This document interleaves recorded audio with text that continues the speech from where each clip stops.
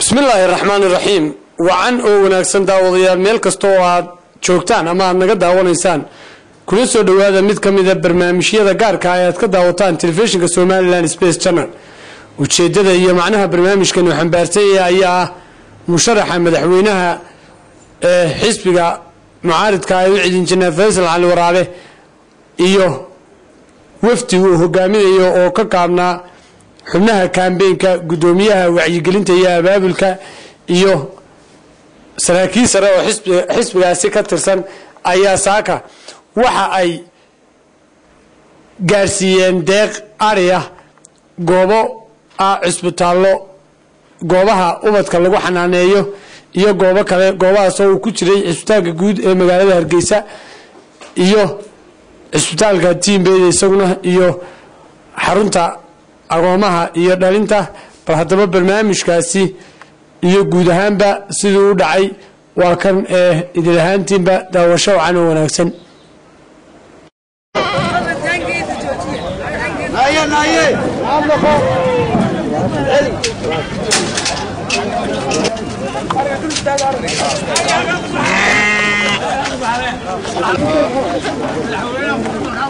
بسم الله الرحمن الرحيم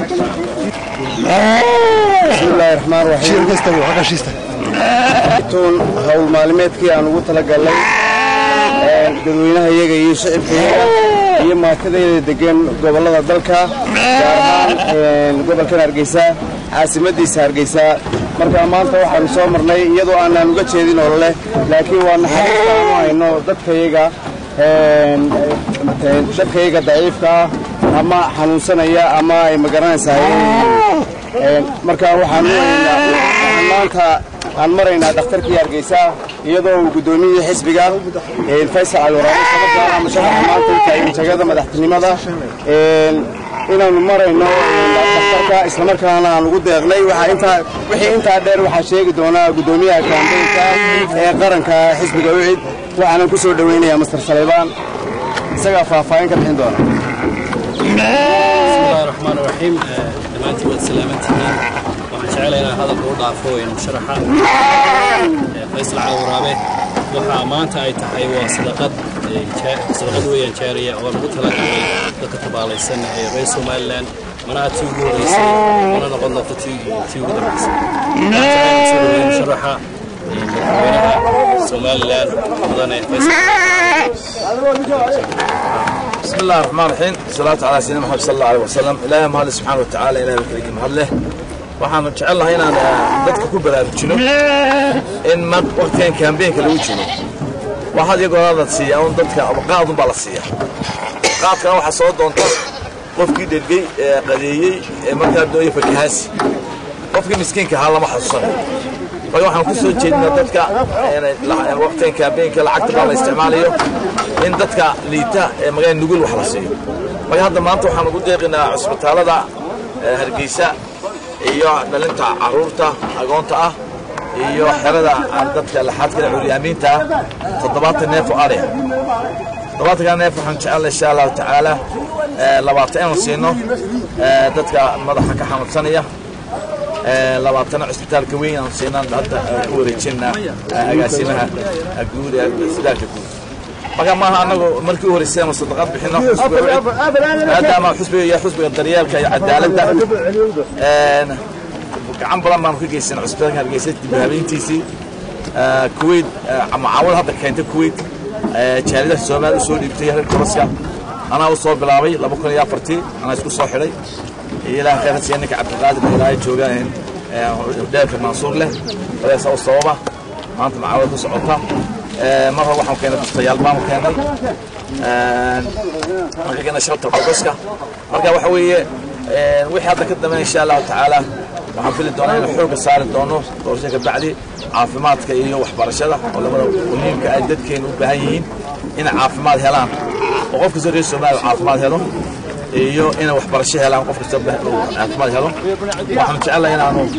meesh aan bedeli doono halka dadka in madaxa laga ku jiraan meel nadiif ah oo magaalada saayid aqoon leh u yimaadaan aanu keeni doono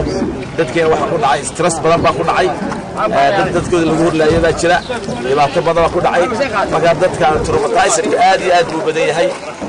guri kastaba inta ku jirta guri kasta waxa laga yaabaa inuu qof xanuunsanaya ku jiro dadku way iloonay dadkeena nugula waxaan jecelahay inaan hooyooyinka guriga ku haya tabartu inaan ka soo ururnaan jecelahay oo facility wanaagsan meel loo sameeyo jecelahay marka ilaahay mahadi weeye waxaan tusina waa baraarujinay ma aha campaign kan in dadka loo naxariisto inaan isku naxariisto dadkeena laxaad kale iyo dadkeena xanuunsanayo in la xasuustaa weeye agoonta la xasuustaa weeye taasa weeye maadaama islaam nahay waa inaynu isku naxariisano markaasaan samada la inooga naxariisan doonaa saawgeed ma dadka tusinaa wax dhibaato oo campaign ma jiro marka assalaamu calaykum wa rahmatullaahi wa barakaatuh بسم الله الرحمن الرحيم كنت runtii aad buu ugu mahadsan yahay xaalmadan uu isbitaalka siiyay afarta neef ka kooban runtii markaan hor jeero waa ka dhaxmaraya waliba qaybtan dhimirka ama maskaxda su'aasha ugu badan ay weydiin waxa weeye war dhakhtar wax badan meeshii ka qabatay laakiin bari soo baahnay la naga casay marka runtii farxad weyn bay naatay maanta haduu kol